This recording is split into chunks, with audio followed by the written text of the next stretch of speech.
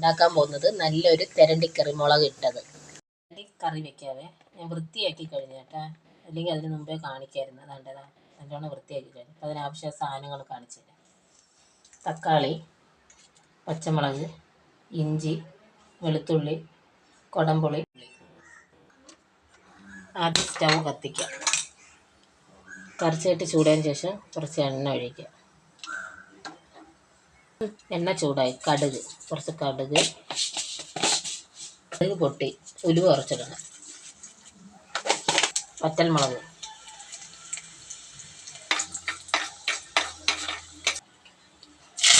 കറിവേപ്പില,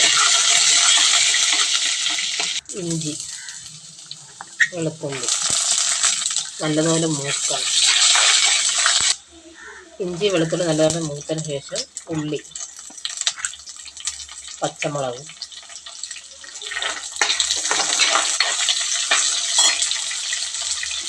ഉപ്പിടാം. കുറച്ച് നേരം വാടാൻ വേണ്ടി കുറച്ച് ഉപ്പ്.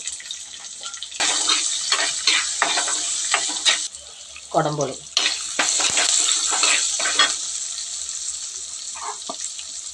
തക്കാളി,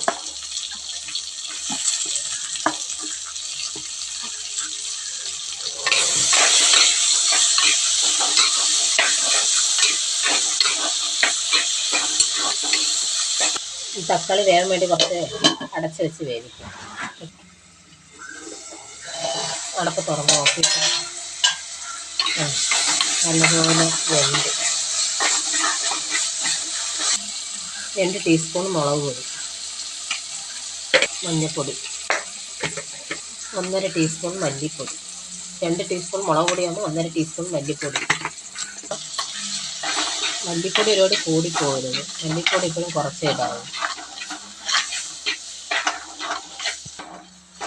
നല്ലതുപോലെ പച്ച സ്മെല്ല് മാറുന്നത് വരെ ചൂടാക്കണം. ഇതിന് വെള്ളം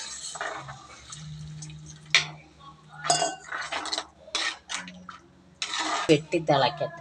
അടച്ച് വെച്ച് തിളപ്പിക്കാം. നല്ല തിളച്ചതിന് ശേഷം തിരണ്ടി വൃത്തിയാക്കി വെച്ച തിരണ്ടി എടുത്ത് ഇടണം.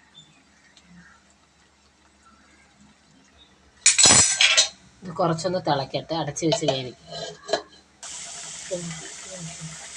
കറി റെഡിയായി. ഇനി കുറച്ച് പച്ച വെളിച്ചെണ്ണ, അവസാനം കുറച്ച് പച്ച വെളിച്ചെണ്ണ ഒഴിക്കണം.